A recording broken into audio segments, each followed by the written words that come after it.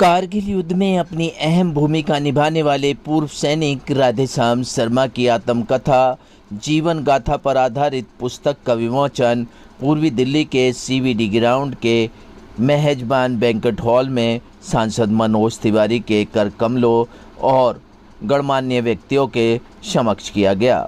आप तस्वीरों के माध्यम से देख सकते हैं किस तरह से सांसद मनोज तिवारी हिंदू धर्म के बुद्धिजीवी लोगों द्वारा राधेश्याम शर्मा द्वारा लिखित उनकी आत्मकथा जीवन गाथा पुस्तक का विमोचन किया जा रहा है।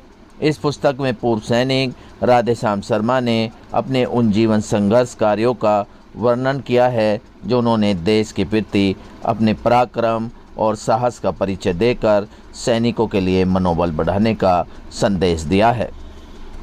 क्या कुछ इस पुस्तक में बताया गया है, बता रहे हैं कार्यक्रम में पहुंचे गणमान्य व्यक्ति।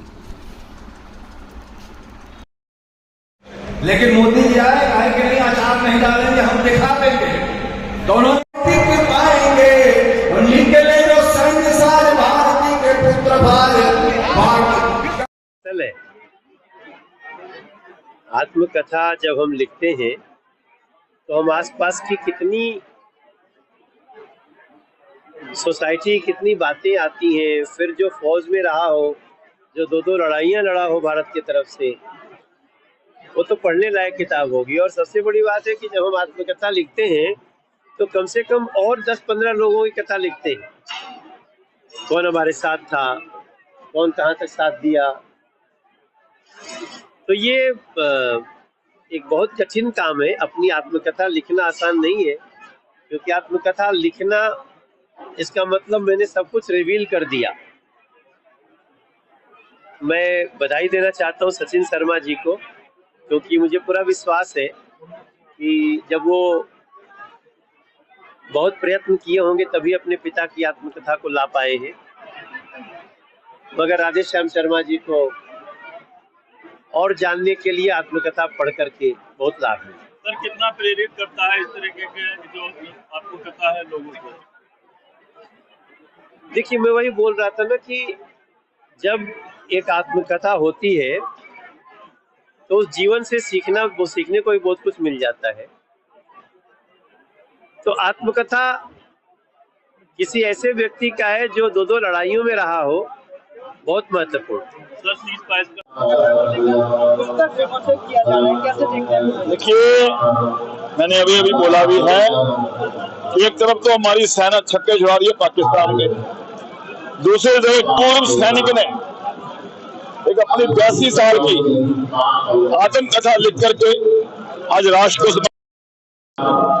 मुझे लगता है ऐसे महान व्यक्ति के हाथ से लिखी हुई आत्मकथा हम सब के लिए, हमारे जीवन के लिए बहुत से नए रास्ता खोलेगी। और उनकी ये प्रेरणा जो है पुस्तक आत्मकथा हमारे लिए बहुत ही एक विशेष रूप से हमारे जीवन में अपना योगदान देगी। और मैं तो कहता हूँ कि जो हमारे बुजुर्ग हैं ये हमारी धरोहर हैं। इनका एक्सपीरियंस, इनका तजुर्बा, इनका आशीर्वाद हम लेते रहेंगे तो हम अपना जीवन धन्य कर पाएंगे और समाज में नए से नए मुकाम हमें हासिल करने का ऐसे बुजुर्गों की प्रेरणा से मौका मिलेगा।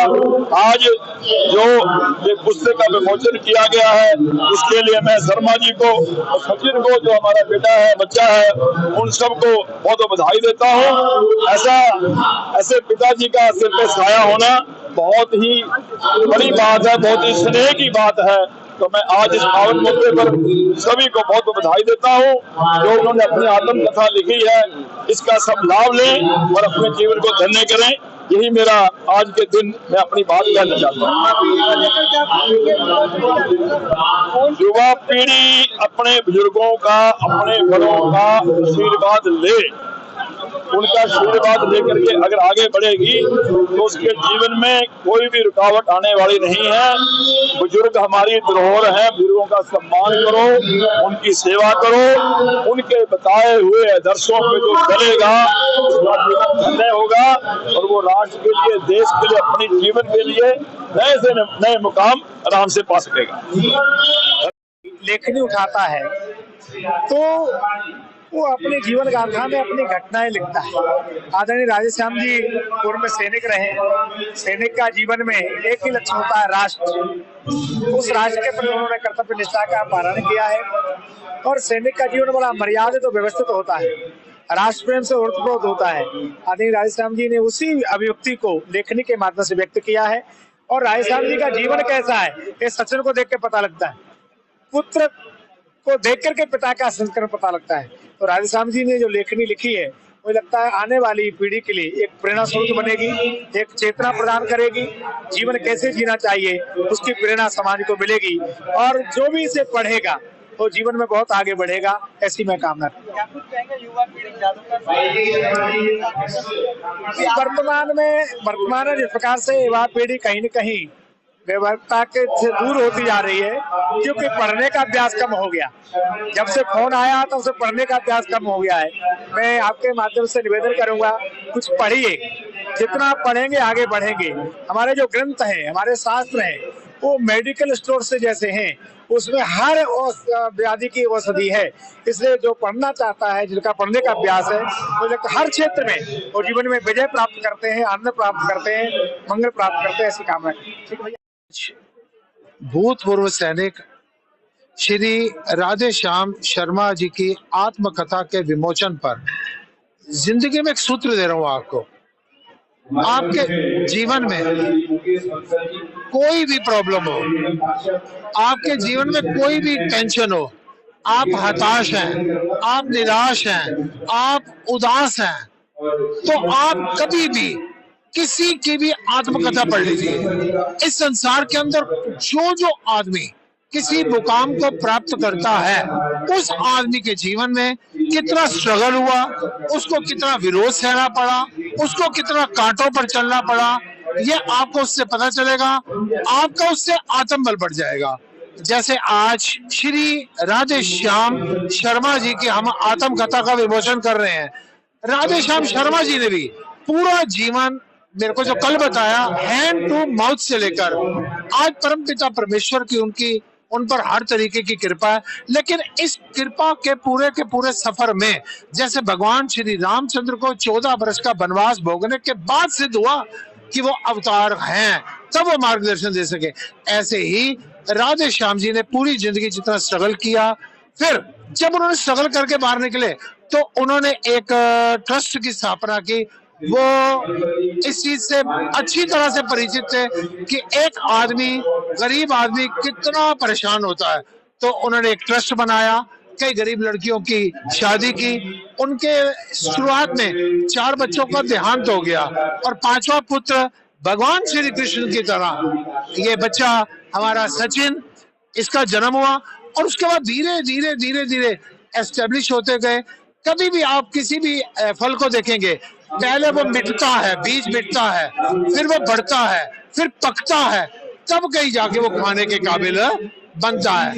राधेश्याम शर्मा जी की आत्मकथा आप पढ़िए, आपको जीवन के नई प्रेरणा मिलेंगी, सीखने के लिए ज्ञान मिलेगा, मोटिवेशंस मिलेंगी। आप जिस कार्य क्षेत्र के भी हैं उसमें आपको उपलब्धियां प्राप्त होंगी।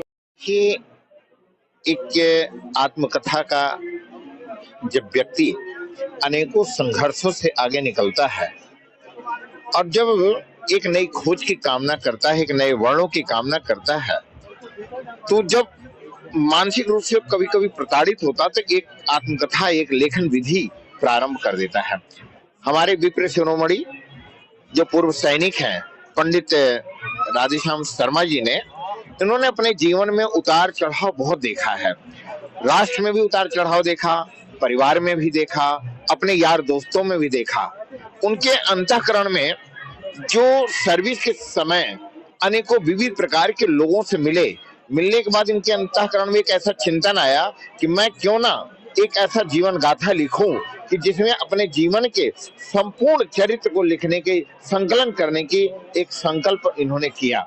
और वह संकल्प का पूर्ण होने का जो संयोग था, पूर्ण होने का जो योग बना, वो आज बना।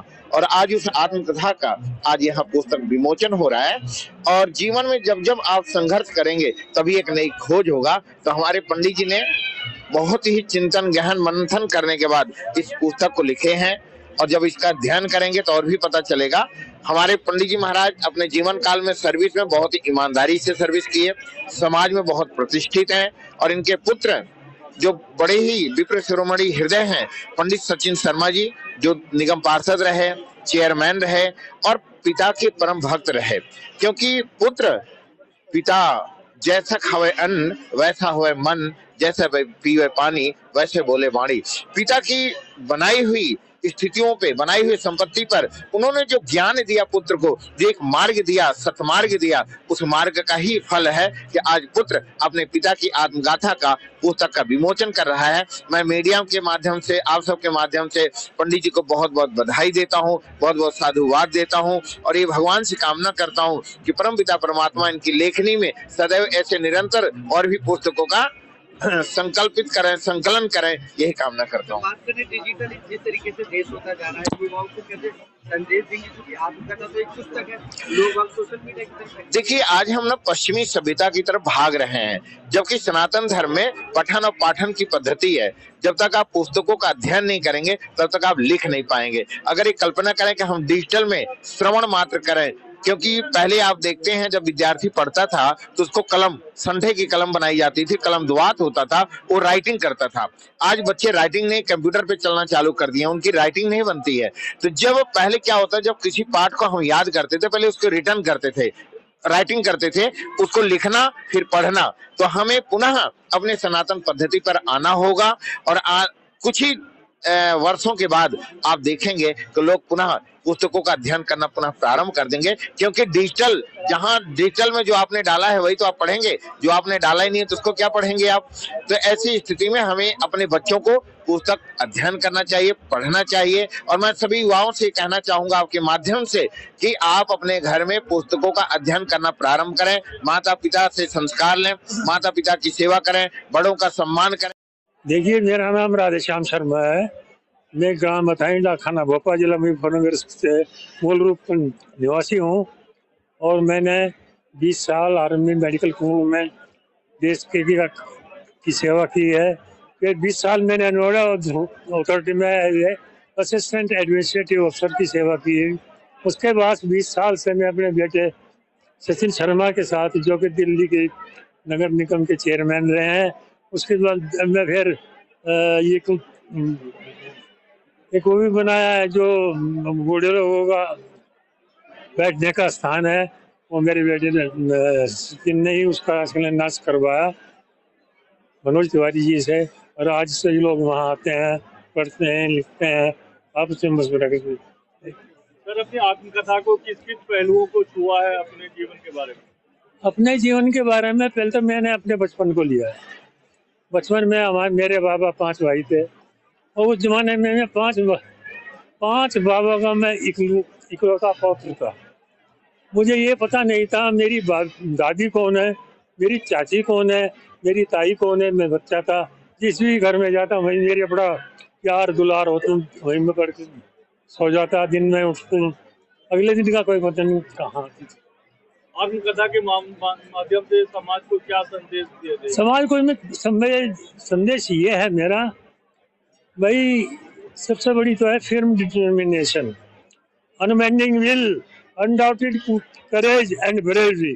If you have these are the 3 aims, तब आपको कोई आपको हटाने वाला नहीं, आप ऊपर तक पहुंचे। फौजी जिंदगी के पहलुओं को ज्यादा छुआ है या एडमिनिस्ट्रेटिव है, जो पहलुओं को? I was quite known about administration. I was in the army. I know I am a well-disciplined person. So that was my second life. Administration. प्रेरणा कहाँ से मिली? प्रेरणा तो जब हर आदमी की होती है। While we are passing our ages, आज हुए 50 हुए, 60 हुए, 70 हुए, 80 हुए, 82, 83, उससे पहले 1-2 पहले भी मिल गई थी प्रेरणा, तो वो हमने लिखी। सर, आजकल डिजिटल जमाना है, आपकी आत्मकथा का आएगा? ये एक्चुअली पढ़ाई हमारे बाद में शुरू हुई, हमारे जमाने के बाद की पढ़ाई है। जहाँ तक हो सकता है हमारे सामने कोई गलती तो कर नहीं सकता, वो हम पहचान लेते हैं। हमारी जो आई साइट है, हमारी जो माइंड की ये दूसरा जो वो क्या नाम है आपको मोबाइल है, वो हम पहचान लेते हैं कि ये हमारा एम्प्लॉय जो है हमें नुकसान देगा। These are the qualities of mind. आत्मकथा के तौर पर आपने एक सामाजिक कार्य बहुत अच्छा किया था। संस्था के तौर पर कुछ सामूहिक विवाह कराए हैं जिनका अभी तक आप देख रेख भी करते हैं, कैसे करते हैं? ये मैंने अपने जीवन में एक बहुत बड़ी, मैं कहूँगा मेरा तजर्बा समझिए आप। देखिए हमारे बच्चों की डेथ हो गई रही, और डेथ होने के बाद में Sachin was the fifth one. उस time I was more than 42 और 44, देन ही वाज बोर्न।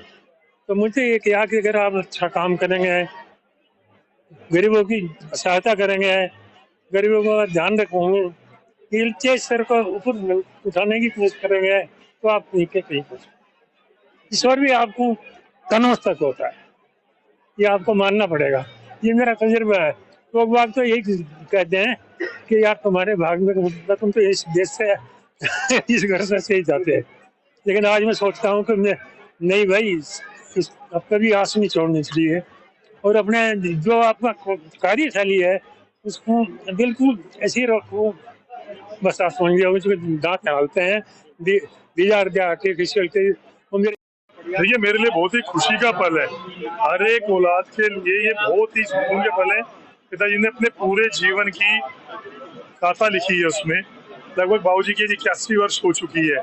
तो 3 पीढ़ियों का जो समन्वय उन्होंने लिखा है वो हम लोगों के लिए प्रेरणादायी है और कुछ सीखने को मिलता है। और ईश्वर से यही चाहूंगा कि हर एक जन्म में मुझे यही पिता मिले। मेरे पिता ने मुझे इतना प्यार और सम्मान, जो कुछ आज मैं हूँ अपने पिता के वजह से हूँ, और हमेशा उनके चरणों पर चलता रहूँ, यही चाहता हूँ। आत्मकथा को पढ़ने जा रहे हैं, लेकिन आपने किया है आत्मकथा को लेकर, कैसे देखते हो, क्या क्या अनुभव है? मैंने कहा ना, मेरे पिता इतने कह सकते हैं शरीफ, इतने सीधे इंसान नहीं है, उन्हें कुछ नहीं पता। उस व्यक्ति ने, हमारे पिताजी ने आज तक किसी का भी, जैसे कहते हैं ना, तो गाली देना, कभी तो गाली भी नहीं दी होगी, वो ऐसे व्यक्ति रहे हैं। तो बिल्कुल, तो मेरी इच्छा थी, पिताजी ने इच्छा जाहिर की कि मैंने आत्मकथा लिखी है। उन्होंने कहा नहीं, थोड़ा छोटा कर देते हैं। मैंने नहीं बाबू, अच्छा करेंगे, सबको बुलाएंगे और सबका सम्मान करेंगे। श्रोताओं को क्या रहेगा जो पढ़ेंगे? प्रेरणा मिलेगी इससे ही। जब कोई बड़ा व्यक्ति कुछ अपने जीवन कथा लिखता है तो उससे हमें, जितने युवा पीढ़ी है, सबको प्रेरणा मिलेगी, आने वाली जनरेशन। क्या कहेंगे, कहाँ से इसको प्राप्त कर सकते हैं, कैसे प्राप्त कर सकते हैं? मुझे कोई भी कहेगा, सबके लिए है। क्या 600 कॉपियां यहीं रखी हैं मेरे पास हैं, जो मैं खुद उनके घर जाके लेके आऊंगा।